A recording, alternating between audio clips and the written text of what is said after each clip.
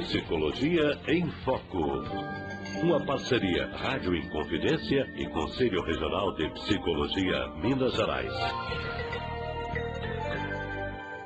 Olha, gente, em 2010, o Conselho Nacional de Educação emitiu uma resolução determinando que, para ingresso no primeiro ano do ensino fundamental, a criança tenha completado 6 anos de idade até o dia 31 de março do ano da respectiva matrícula.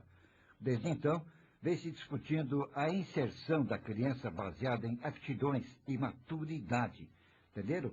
Esse método se dá a partir da avaliação psicológica e não utilizar a idade como parâmetro. Lembrando que na vida da criança existem marcadores psicológicos que devem ser seguidos, o programa Psicologia em Foco desta semana entrevista a psicóloga Dineia Aparecida Domingues. Quem é? Ela é coordenadora do Laboratório de Psicologia e Educação do curso COEU, Faculdade de Psicologia da PUC Minas, e ativista em movimentos pela infância. Bom, a gente já apresentou quem é, o currículo dela. Dineia Aparecida, boa tarde. Boa tarde. Tudo bem? Tudo. E o tempo está frio hoje? Esquentou? Como é que está? Tá frio. Não, mas deu esquentadinho. É. E vamos esquentar mais ainda com o papo de hoje, né? Podemos começar? Vamos lá. Primeira perguntinha, então, Dineia. Antes os pais podiam decidir se o filho adiantava ou atrasava na escola. E agora, como é que acontece esse processo? Então, a sociedade brasileira, nas últimas décadas, tem experimentado mudanças significativas em relação ao acesso à educação, ao acesso à escola. A escola agora chega cada vez mais cedo na vida de muita gente.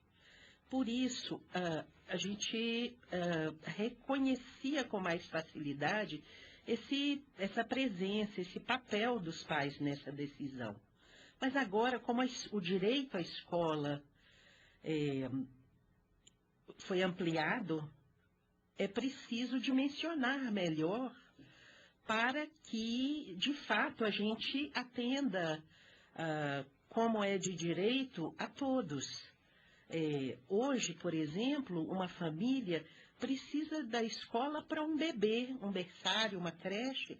As crianças entram com 6 meses de idade e muitas vezes a família precisa dessa escola, da creche para a criança, desde os 6 meses e 8 horas por dia. Puxa! Isso é muito novo. É uma necessidade da criança e da família. Foi-se o tempo que dava para deixar o filho com a avó, com um parente ou um vizinho, né? A vida urbana se tornou muito complexa.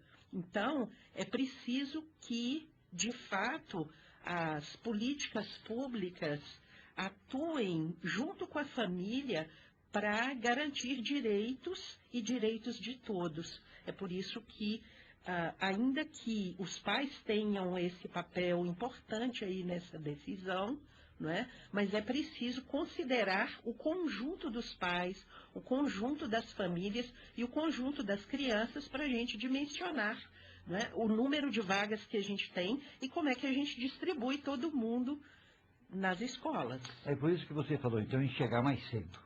Exatamente. Agora, eu já ouvi falar em corte etário. O que é corte etário, afinal? Então, corte etário ou corte de idade, né? Como eu disse, se são muitas crianças que precisam de escola nos vários níveis, na creche, na pré-escola, no ensino fundamental 1, no ensino fundamental 2, né? Se temos muitas pessoas para distribuir nos níveis de ensino, esse marcador, o corte etário ou o corte de idade, é o marcador da idade que define, que ajuda a definir ou que ajuda a organizar o número de alunos que a gente vai ter em cada faixa de ensino. Por exemplo, e essa questão que, né, temos aqui em debate hoje, o corte etário de passagem da educação infantil pré-escolar para o ensino fundamental 1. não é? Até há não muito tempo atrás, uma criança ficava até os 6 anos na pré-escola. Esses 6 anos era o que a gente considera até fazer 7 anos. Não é? Hoje, a pré-escola, na legislação brasileira, a pré-escola vai até os 5 anos completos, ou seja, até os 5 anos, 11 meses e 29 dias. E a criança com 6 anos deve ir para o ensino fundamental. O ensino fundamental passou a ter 9 anos, de primeira a 9ª série, ou 3 ciclos de 3 anos. Entretanto, um menino de 6 anos, tem menino de 6 anos e 1 mês, 6 anos e 2 meses, até completar 7, não é mesmo? Então, o corte etário é para isso, para que, no nosso caso, o Conselho Nacional de Educação, em debate com os movimentos da infância e com vários segmentos representativos da educação brasileira, nós chegamos nessa data de corte do 31 de março, o que significa que uma criança que faça 6 anos até o 31 de março, daquele ano que ela faz 6 anos, ela pode ser matriculada com 6 anos no ensino fundamental, se ela faz aniversário até 31 de março. Se o aniversário dela foi em abril, maio, junho, etc., tá? Ela ainda está em idade pré-escolar. Não é? Assim, quando a família faz o cadastro anual da criança, não é?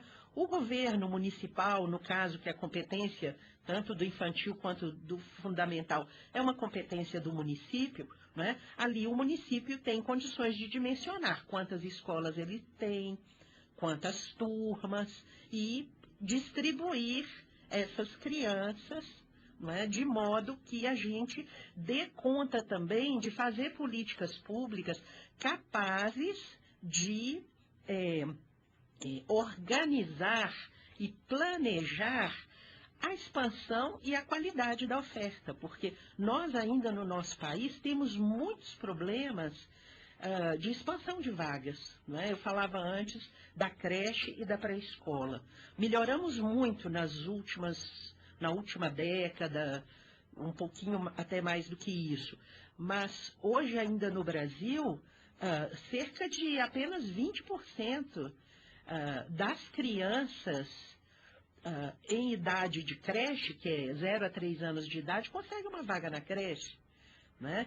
Na faixa pré-escolar, agora é obrigatório.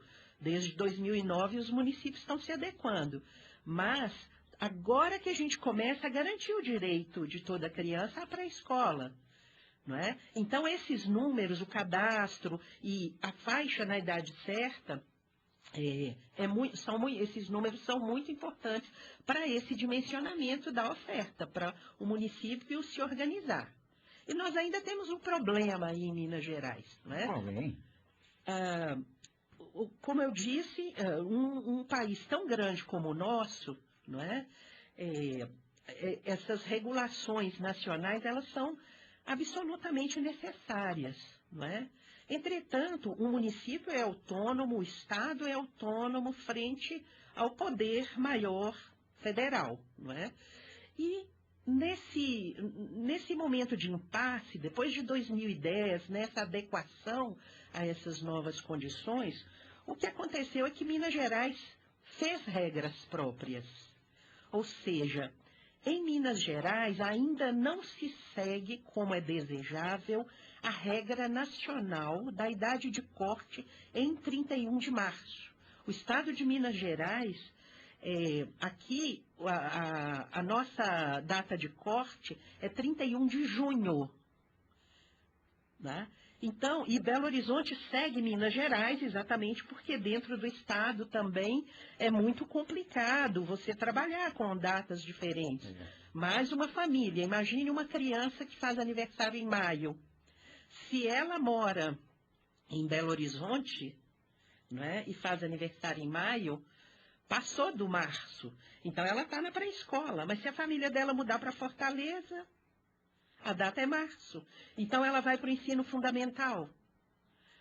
Né? Então, nós temos as famílias, cada vez mais, esse assunto vem sendo debatido nesses anos, e aí vem a contribuição importante da psicologia, porque quando a família se encontra com esse impasse, muitas vezes ela fica perdida. O que eu faço com meu filho? Qual que é a escola adequada para ele? Não é mesmo? E é esperado, as regulamentações dizem que as famílias devem trazer uma avaliação psicológica que ajudem nessa decisão, sobretudo quando a família almeja que a criança vá mais cedo para o ensino fundamental. Não é? E aí nós temos algumas questões importantes que precisam ser discutidas.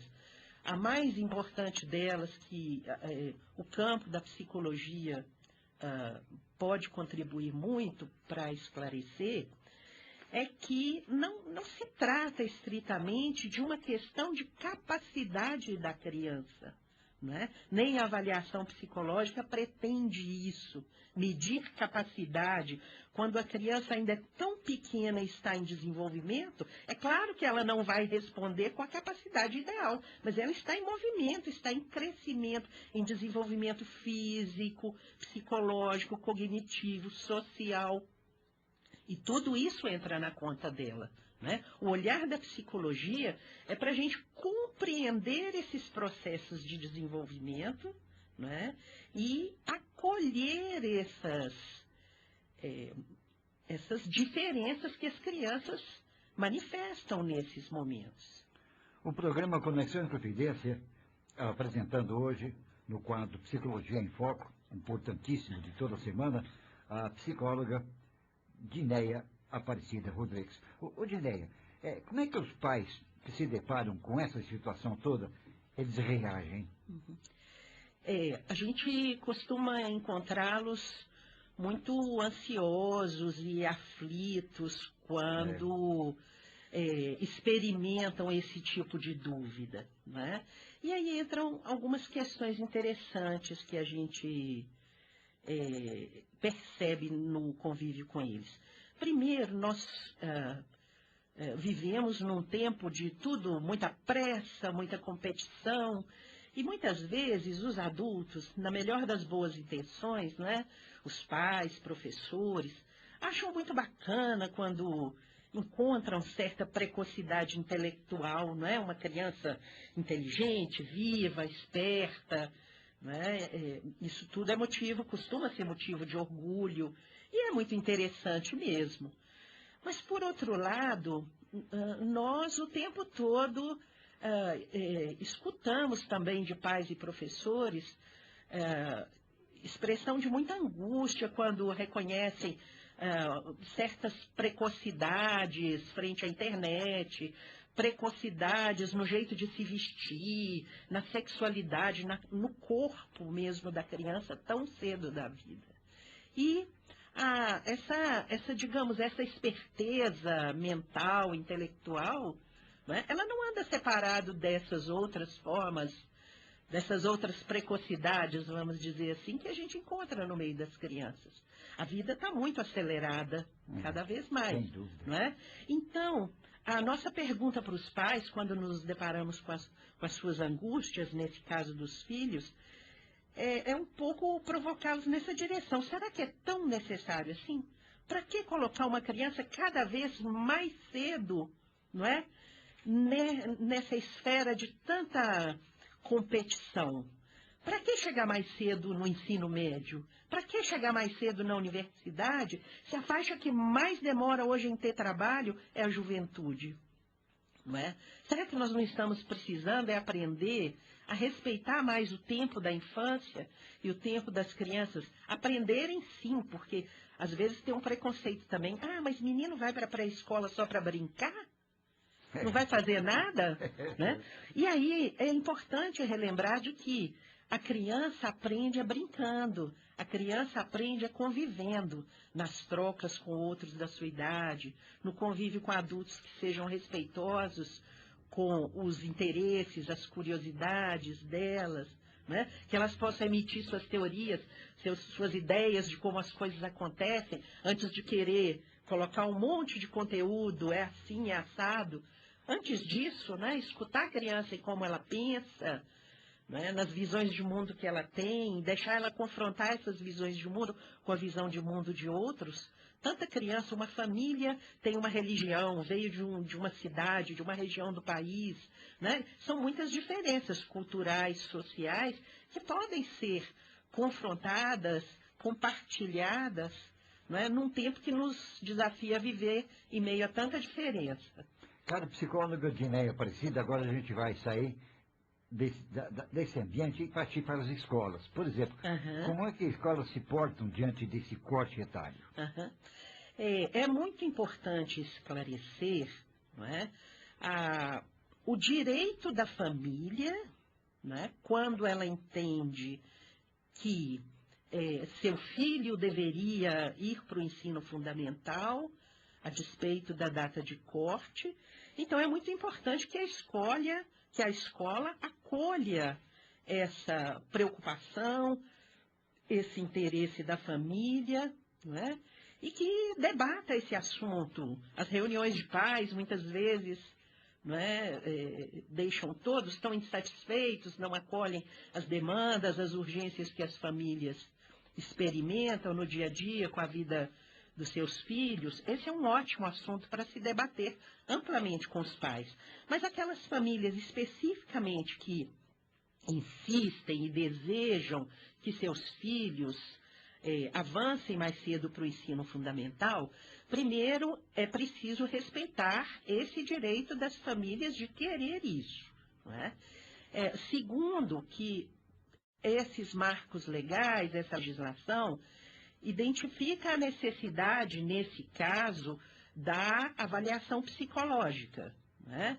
A avaliação psicológica, como foi dito aqui, ela trata com essas questões das habilidades das crianças, não é? É preciso que haja condições de a família acessar serviços psicológicos, que normalmente as escolas não têm. Então, é a família que vai procurar aquele serviço isoladamente e trazer esse laudo ou esse parecer de formas a incorporar isso a um pedido de liminar que será apreciado por um juiz que se posicionará a respeito.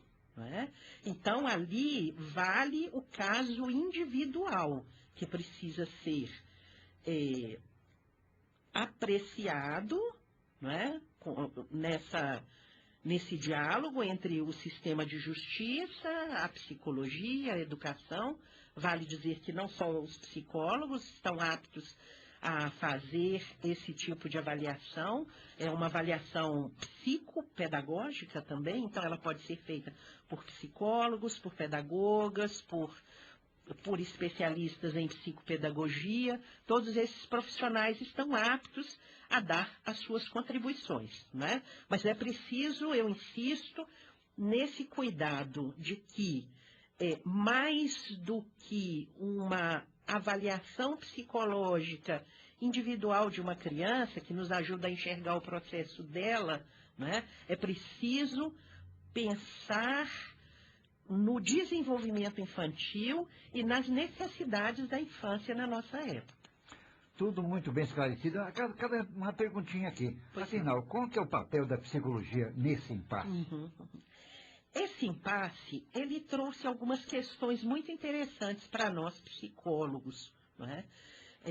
É muito, digamos, já reconhecido nos diálogos da psicologia com a educação, não é? E na nossa história aí partilhada da psicologia com a educação no Brasil, um olhar da psicologia para a educação muito com foco no aprendente, no aluno, na criança, não é?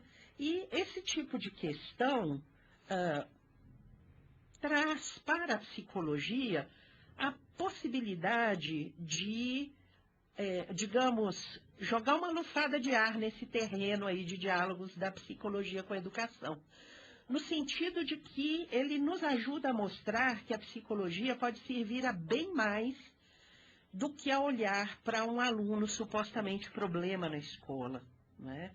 Hoje, grande parte dos nossos alunos, de fato, a gente já reconhece que os problemas que eles experimentam com a escolarização não são problemas, digamos, estritamente associados à inteligência, à capacidade de aprender. Em geral, são problemas que têm a ver com as relações, né? E aí os psicólogos têm um papel importantíssimo, né, para trabalhar com grupos de professores, né, nessa interlocução com as famílias. Então, isso faz com que a gente ponha nessa conta dessas discussões muito mais do que só o aluno que, de alguma forma, está experimentando sofrimento na sua experiência de escolarização. Mas faz com que a gente ponha aí os problemas sociais dessa época tão complexa como a atual, não é? Os problemas também com essas marcas, por exemplo, das tecnologias digitais, dos computadores e dos celulares, com o modo de presença tão intenso que eles têm na vida de hoje. Afinal de contas, por exemplo, o que faz com que uma criança sofra e experimente tantas dificuldades na escola e tenha uma agilidade na hora que ela está na frente de um computador e um celular, que ela ajuda a família inteira a se desvencilhar do que tenha que enfrentar ali por meio daqueles recursos, não é mesmo? Então, são questões novas aí para a psicologia. Ampliar aí esse horizonte de trabalho, né, com vistas a fazer conversar todos esses agentes que transitam e que dialogam no espaço da escola ou em torno dele. Psicóloga e ativista em movimento pela infância, Dinéia Aparecida Rodrigues, tratando hoje nesse quadro da avaliação psicológica e corte etário, com a avaliação, psicologia, idade, inserção, escolas. Tenha certeza, a Rádio Inconfidência fica muito feliz de recebê-la. Muito obrigado pela sua presença, com tanto esclarecimento a respeito desse tão importante assunto, corte etário. Muito obrigado. Obrigada, boa tarde. Boa tarde, até a próxima. Até. Psicologia em Foco. Uma parceria Rádio Inconfidência e Conselho Regional de Psicologia, Minas Gerais. Conexão Inconfidência.